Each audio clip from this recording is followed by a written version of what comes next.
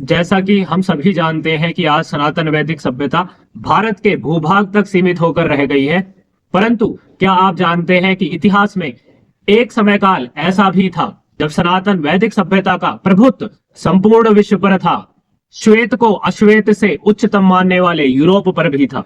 जी हाँ, आपने सही सुना। यह वह कालावधि थी जो अब्राहमवाद से पूर्व की थी। अब्राहमवाद अर्थात जुडाइज्म, इस्लाम, क्रिश्चियनिटी के उदय से पूर्व की थी। क्या आप जानते हैं कि वेदों में जिन देवी देवताओं का वर्णन है उसे स्वयं पाश्चात्य जगत के विद्वान प्रोटो इंडो यूरोपियन गॉड्स कहते हैं।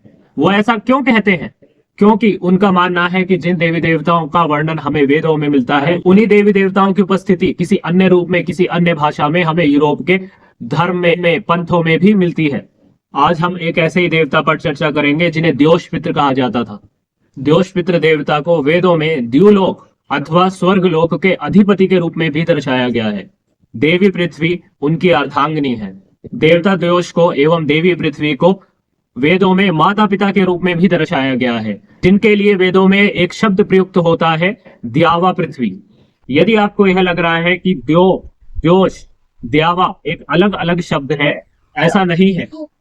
संस्कृत में द्यो, द्योष, द्यावा इनकी धातु है दिव।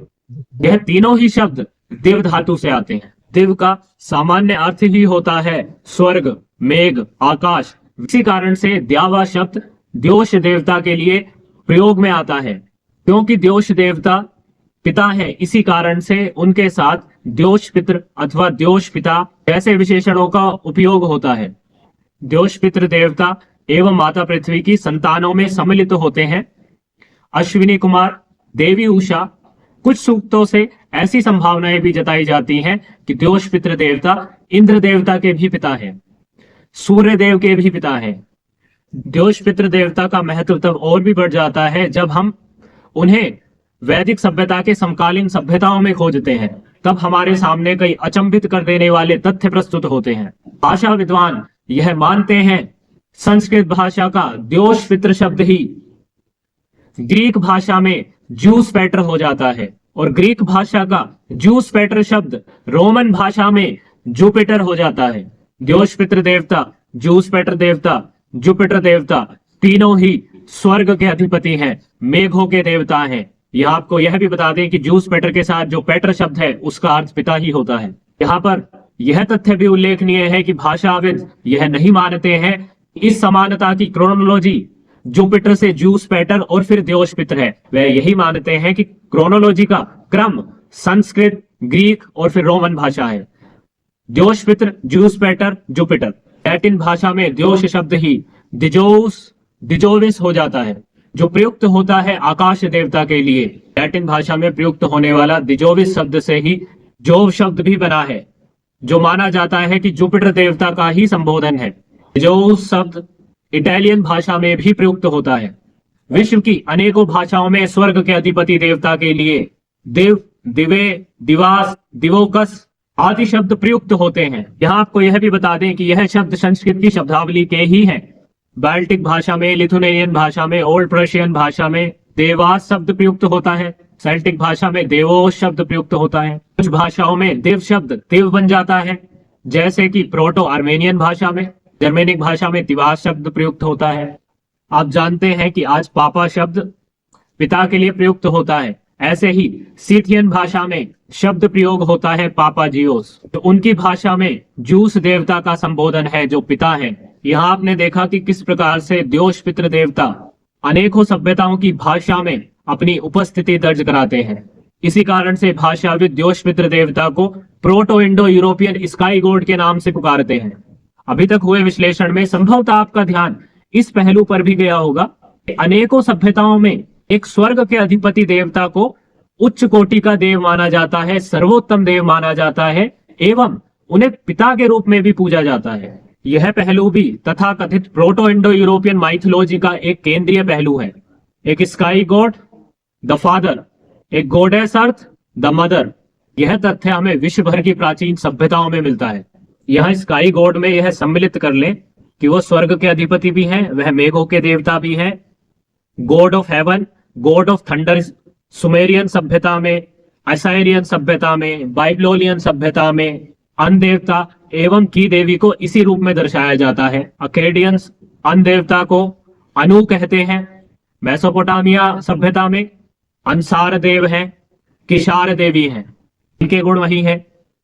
स्वर्ग के अधिपति, मेघों के देवता, सृष्टि के पिता, देवी माता पृथ्वी है, सृष्टि की जननी है।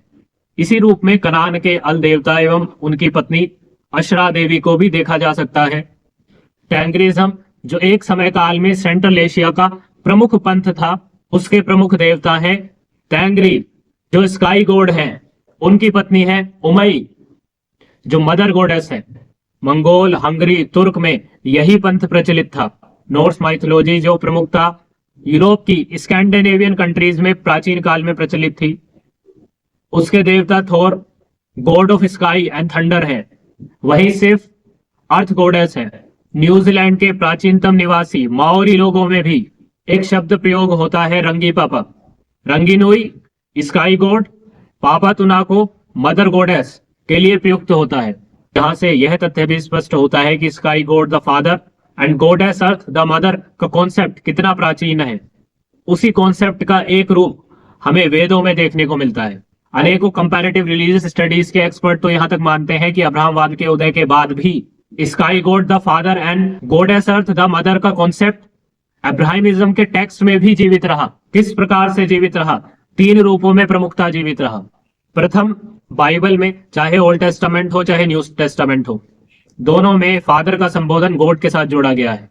God the father. विद्वान यह मानते हैं कि गॉड द फादर का कॉन्सेप्ट अब्राहमवाद से पूर्व की सभ्यताओं से ही आया है, जहां पे स्काई गॉड द फादर को फादर माना जाता था अथवा किसी अन्य गॉड को फादर के रूप में देखा जाता था।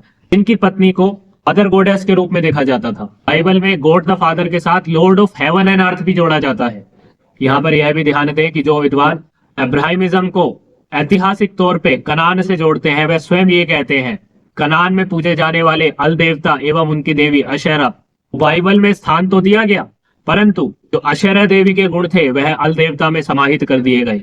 इसलिए बाइबल में किसी मदर गॉडेस का स्थान नहीं रहा, वहां सिर्फ गॉड द फादर रहे।